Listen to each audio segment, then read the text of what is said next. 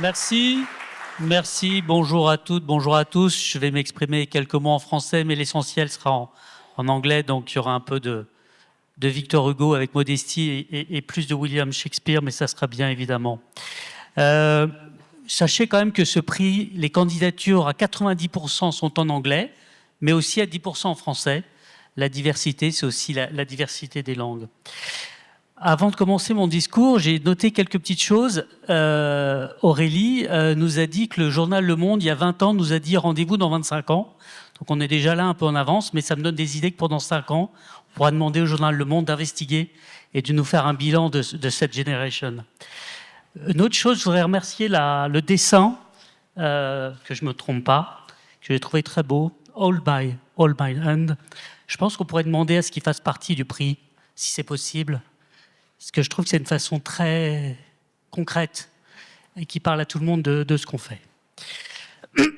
Alors, ce prix, en fait, pour ceux qui suivent le football, c'est un peu comme la Champions League qui vient de redémarrer et le Ballon d'Or. C'est un DNA, c'est un ADN français, vous le voyez, mais c'est complètement européen et avec modestie, c'est un succès européen.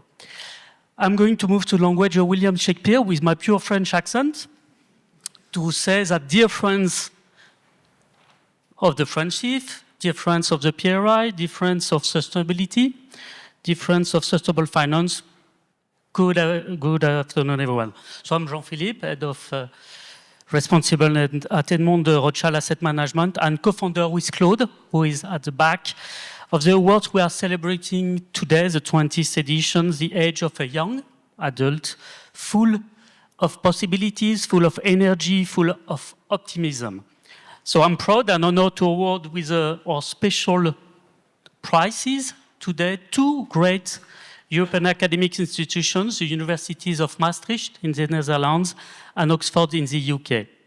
But before that, I'm going to deliver a speech in the name of Claude and myself with 5 words: education, veritas, Europe, emotion and celebration. Mon discours pour remettre ces prix à l'université de Maastricht et Oxford se fera au nom de Claude, que j'associe bien sûr complètement, s'organisera toujours 5 mots qui sont à peu près les mêmes en français et en latin: education, veritas, Europe, émotion et célébration. Word number 1, education. For that even the committee in charge of the organization, Catherine, Claude, Eric, Grégoire, Lise, Micheline, Min and myself, we have think about and identified the most symbolic place to celebrate knowledge and education in Paris, the University of La Sorbonne, of course, founded in 1257. And here we are. No short story to tell you how 22 years ago, the idea of this European Awards emerged. September 2003, I read an article in the Financial Times which summarized a visit of Professor Michael Porter, sorry, I'm confused. I'm not going to change of company. Michael Porter, sorry, because I have some colleagues from my firm, so they're going to think, what does he say? Michael Porter, the famous professor of strategy at the Harvard Business School, and he was visiting the Business School of Copenhagen, where I had the pleasure to meet Andreas 15 years ago. And there, Michael Porter gave a speech with 2 key messages which woke me up. Message number 1, CSR and sustainable finance are going to be at the front of the strategy of corporates and investors in the next decades. Message number 2, it is high time academic research be part of the journey to support this trend with top and relevant contribution. Long time ago, we were already both active members of the new NGO French CIF, Claude and myself, and we discussed that idea. And Claude was sharing the foundation of the Business School of HEC Paris. And after discussions and tens of coffees in Parisian Café, we elaborated the idea of setting up some awards to support academic research in Europe. To elaborate these awards, we discussed a lot with academics who convinced us rapidly to support the full chain of academic research, starting with students and top master theses and ending with top articles delivered by an academic or a team of academics. That's how the story started in 2005, with the pleasure of having the PRI supporting officially these awards as soon as in 12/11, so you will give us the right date. And all this effort to contribute to Veritas. That's my word number 2, Veritas. Why Veritas?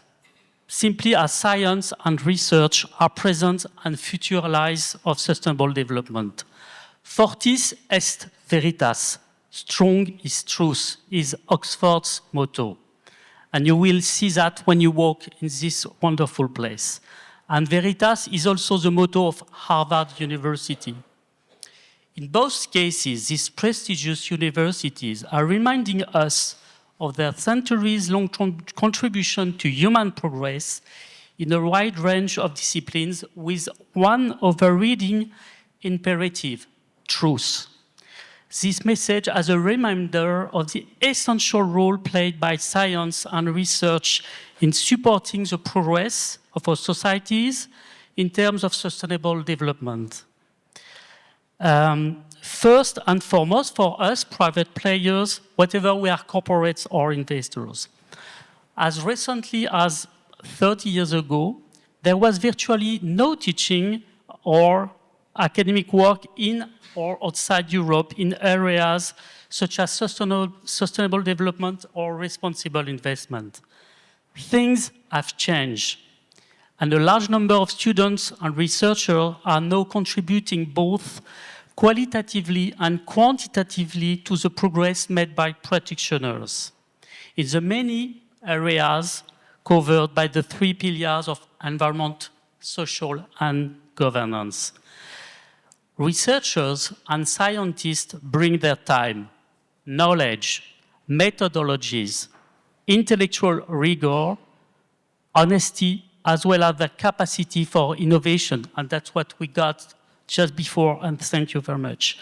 They contribute not only to technical progress, but also to the rational legitimization of emerging and complex issues such as climate change, biodiversity, just transition, or the economic role of international migration, just to quote some examples. Word number 3, Europe. These awards are European. Roads of the awards are French, as you can notice, again today, but the DNA is Europe. We are strongly supporters of Europe, synonym of peace and democratic values. Nordic countries are top examples of pioneering societies and economies having embarked successfully sustainability. Europe of Peace started in 1945, and we hope it will last. Long time before, in the Middle Age, Roads of Europe started with education, collaboration, and sharing of knowledge between universities.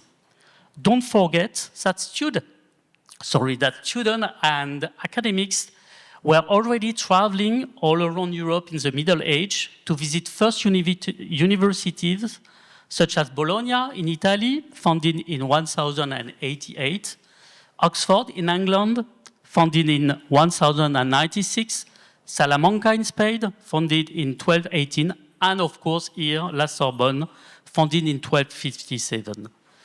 Please note also that in these awards we have the last definition of Europe, not only European Union, but also Switzerland, Norway, UK, Iceland, etc., etc. And if we award only European institutions, we award European and non-European students and academics. As examples, in the past, we awarded some Canadian, Chinese, Indian, Indonesian, Iranian, Tunisian, Turkish, and even US citizens, part of contribution published in Europe. Quelques mots de français, car l'Europe est synonyme de paix depuis 1945, elle est aussi synonyme de savoir et de partage du savoir depuis le Moyen-Âge et la création des premières universités européennes, Bologne, Oxford, Salamanque ou encore la Sorbonne ici. Word number 4, emotion. Emotion today, of course. Emotion. Emotion to Claude, co-founder of these awards. He has always been the voice of wisdom and kindness. And thank you, Claude, because you are the marabout of these awards, and that's what African people will say. Thank you.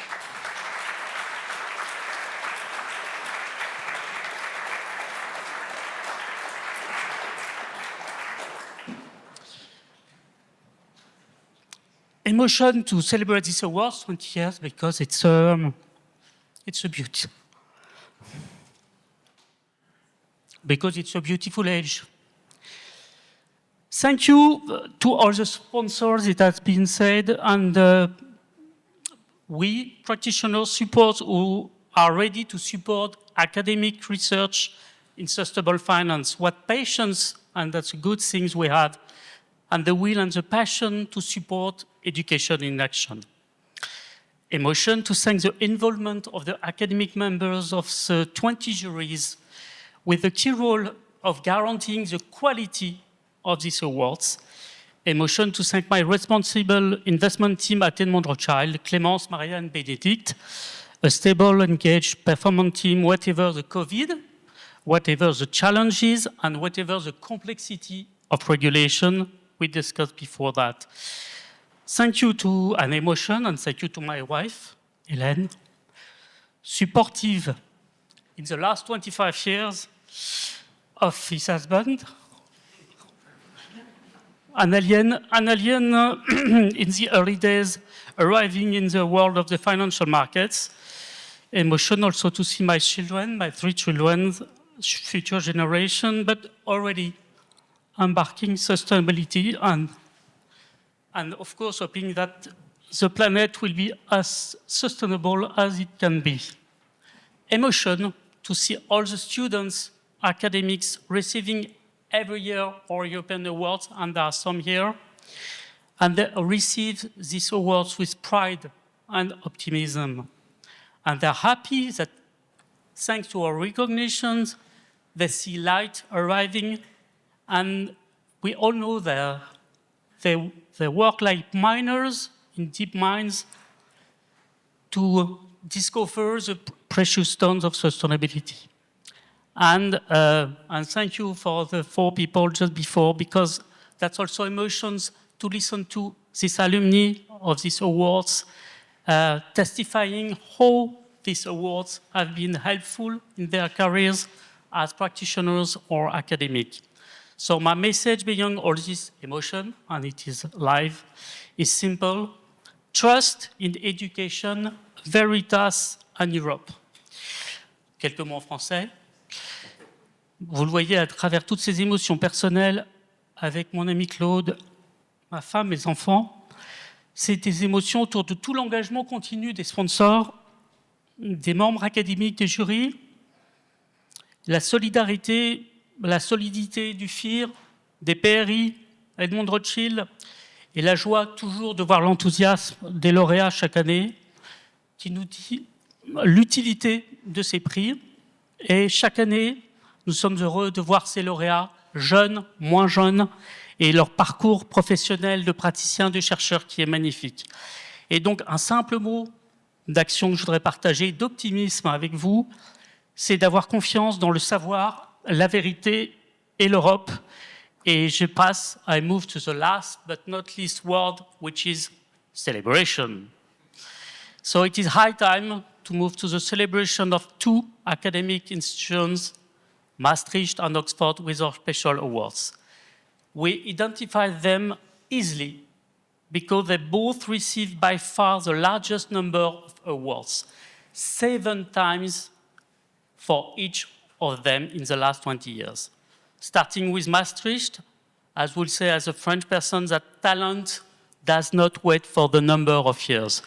Maastricht, founded in 1976, is a quite young university. It will celebrate its 50 years next year.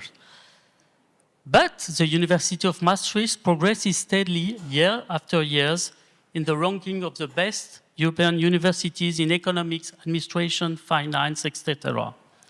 In sustainable finance, it is one of the 2 or 3 clusters in Europe that all European investors will quote for the quality of their students, quality of young graduates, and quality of academics.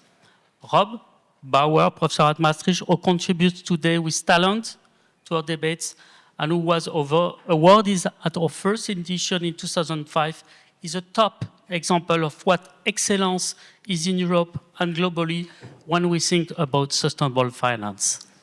I'm moving now to a beautiful lady, the University of Oxford. I don't need to present, of course, this exceptional institution founded in 1096, and of course recognized as a temple of universal knowledge. I can only recommend you to walk in the street of Oxford, or if you are young and have the capacity, to seize the opportunity to study there a semester or even more, a couple of years.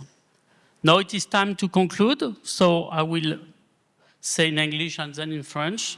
In the name of Edmond de Rothschild Asset Management, the French chief and the principal for responsible investment, and invite Mariëlle Heijltjes, Dean of Maastricht, and Ben Caldecott, co-founder of the Oxford Sustainable Finance Group, to join me to receive their special awards.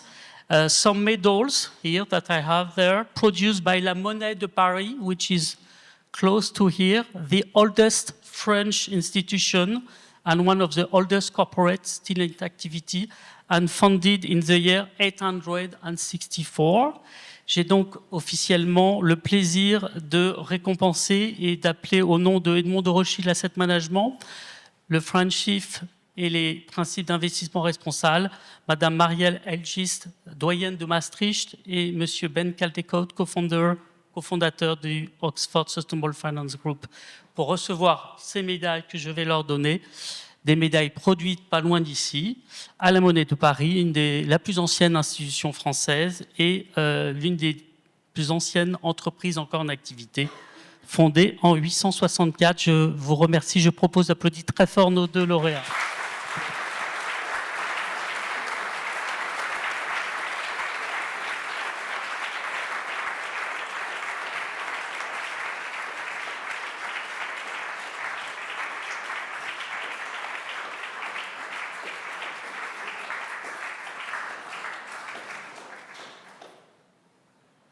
Merci. Thank you very much.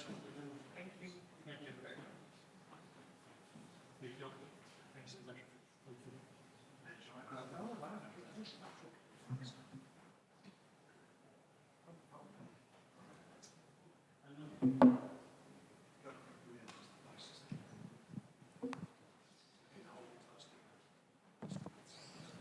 Okay, well, thank you so much for that kind introduction, and it's a real honor to be here to accept this special prize on behalf of the Chancellor, Masters and Scholars of the University of Oxford. And thank you to FIR and PRI for convening us here at the Sorbonne to celebrate 20 years of academic excellence in finance and sustainability. As previous speakers have noted, this anniversary is a chance to take stock of a field that's coming of age. And when these awards began in 2005, sustainable finance was niche. Today, it is a much more serious and rigorous area of inquiry with direct consequences for how capital is allocated and raised, how firms are governed, and how policy is made. Now, a lot more needs to be done, but we should still look back and be proud of what's been achieved so far. The awards have helped to make this happen by recognizing high-quality research, encouraging collaboration between academics and practitioners, and giving promising scholars the confidence and the platform to push ideas into practice. Oxford's deeply grateful for the recognition of our work and of our research environment. It reflects the work of many of my colleagues across the collegiate university, from the group that I lead, the Oxford Sustainable Finance Group, to the Smith School of Enterprise and the Environment, to the Institute for New Economic Thinking at Oxford, and Oxford Net Zero, the Business School, and other departments like law as well. Our students and collaborators have been fortunate to receive FIR-PRI awards across multiple categories over the years. Our first award was in 2012, so a bit later than Maastricht, but we've been catching up. I'm glad to see that it's 7-7, and hopefully we'll overtake. We've received prizes for the best published article, theses prizes, grants for doctoral research, teaching initiatives, and those opportunities have opened doors for our research and students. And projects that began as papers or prototypes have become decision support tools, data resources, and teaching programs used by industry and policymakers. We're equally pleased that Maastricht shares this honor. Maastricht has been a real leader in our field for many years, and we've learned a great deal from their research, their scholarship, and their approach to bridging research and practice.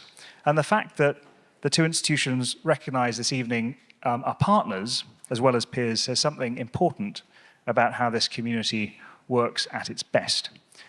We, of course, compete, but we also collaborate across borders and disciplines to raise standards for the wider community. Now, I wanted to make a few personal reflections on what this prize represents and what it asks of us next. First, evidence matters. We're in the midst of a major recalibration of sustainable finance that is gathering further speed and momentum. I think this is potentially beneficial, possibly even desirable, but it also represents a really big challenge for a sector that's experienced nearly a decade of continuous growth. And that's all the more reason to focus our work on things that are methodologically robust and transparent and replicable. Second, usefulness matters. This has been a theme throughout today already. The best research does not simply confirm what we think or track what has already happened. It surprises, it challenges, and it changes how we act. And these awards have consistently rewarded that kind of work. The awards were also set up to connect scholarship and scholars with practitioners and practice. And I think that design choice has clearly paid off. Over 2 decades, winning research has informed asset owners, the practice of risk management, corporate strategy, policy and regulation, and so on. The pipeline from our respective ivory towers into practice, into the boardroom, into ministries of finance, and so on, is not as smooth as it can be or should be, but it's certainly real and working in many places. Third, people matter. So obviously, we're celebrating 2 institutions here, but behind every institution are students, researchers, teachers who give their time and talent to build a field. And together, I think what we have done is quite special. We've created a route for graduate students to secure postdoctoral positions and then to go on to secure permanent academic posts in sustainable finance. And obviously, before then, people are studying at an undergraduate level and also at a master's level these topics.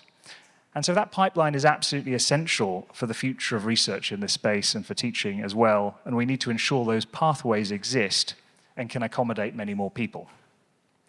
Fourth, Europe. And Europe matters here. The European research community has been central to sustainable finance from the very beginning, and the awards have been a key part of that community. And while we might be a UK institution, we're also a European one. And FIR-PRI has been such an important way to continue and deepen collaboration across the channel, particularly in light of certain political changes that have happened over the last 7 or 8 years. And I think Europe, broadly defined, will continue to shape the future of sustainable finance. So what then should we focus on in the years ahead? We need to sharpen the tools that connect finance to the real economy. Finance is a necessary condition for society to solve societal problems. We can't solve any of the issues we face without it. But we need to significantly improve the tools that we have across different asset classes to do that, to help society meet its objectives. We could do better. Societal challenges are also dynamic. Some require long-term intergenerational focus. Climate is a perfect example of that, while others are acute and immediate. COVID is a good example of that. And we need to speak to the issues that matter to society whether that is stranded labor as a result of AI, or defending Europe against Russian aggression, or whatever it might be. And we need to do this to be relevant, and we need to do this to have effective and realistic pathways to impact. I think we also must be clearer about what is less useful, or indeed, in some cases, counterproductive. And that is as important as identifying what should be a priority. As researchers and a research community, we need to be responsible actors, and we need to hold others to account. And some candid personal reflections follow on this. Now, some of the most pointless bits of sustainable finance regulation have been endorsed by researchers, academics, using their platforms to advocate for and legitimize things that have little to no value for the objectives they purport to help achieve. And people disagree with me, but I'm thinking benchmarks that drive paper decarbonization, green taxonomies that do little to tackle greenwashing, green use of proceeds bonds that are marginal at best at driving changes in corporate behavior. And these might be interesting things to research, and they may have some limited impact, but that is far from the claims of real or potential impact that have actually been made. Another example of this is, and this is sort of alluded to in some of the earlier talks, is the debacle around ESG ratings. And while it's not entirely our fault as researchers, we should take some responsibility as responsible researchers. It was partly enabled by the research community, and I think mainly more in the US than in Europe, but nonetheless, the research community has been quite content legitimizing ESG ratings by endlessly publishing regression analysis, often funded by industry, seeing whether there are correlations between ESG ratings and financial performance.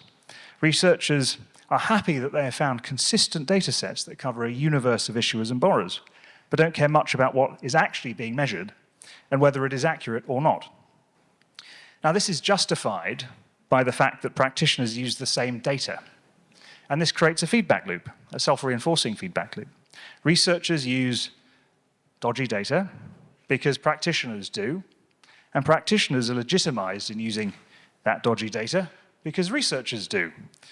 And this dynamic is supported by some of the ESG ratings providers encouraging researchers to use their data in papers through sponsorship and free access to data and so on. And I think that poses a deep reflection for us as a community, because actually elements of the ESG backlash, there might be a point to it, and that's partly because of us.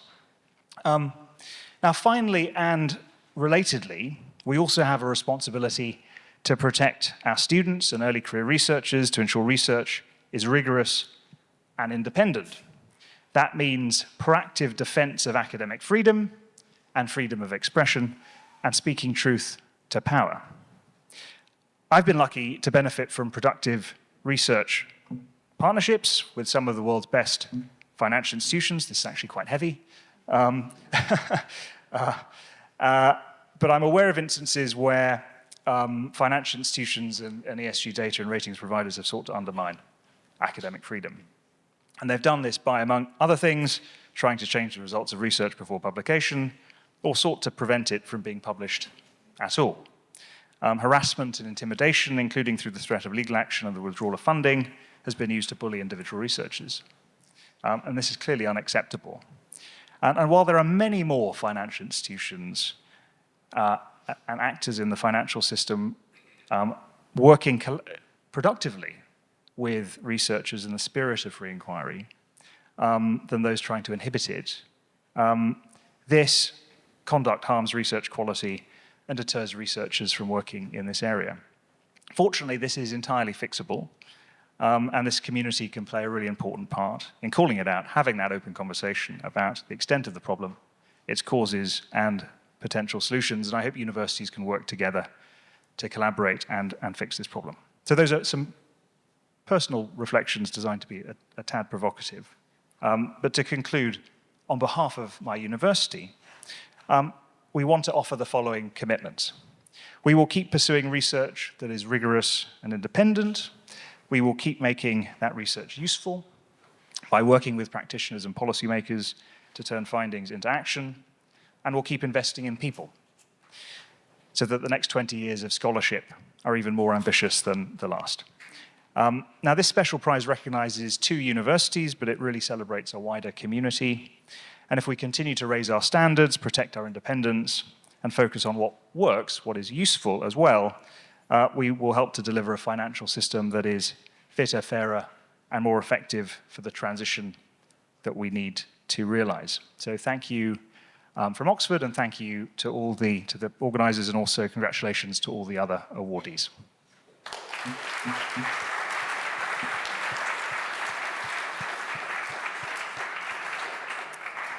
Well, thank you, Ben. You were not joking when you said you were aspiring to overtake Maastricht. If your thank you speech was a first attempt at overtaking you have succeeded, I can already tell you.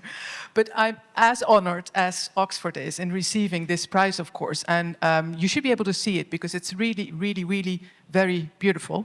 And of course, I would like to thank FIR and PRI for over 2 decades elevating sustainable finance to the academic and to the professional community, to shaping, essentially, during that period of time, an entire generation of academics and change leaders.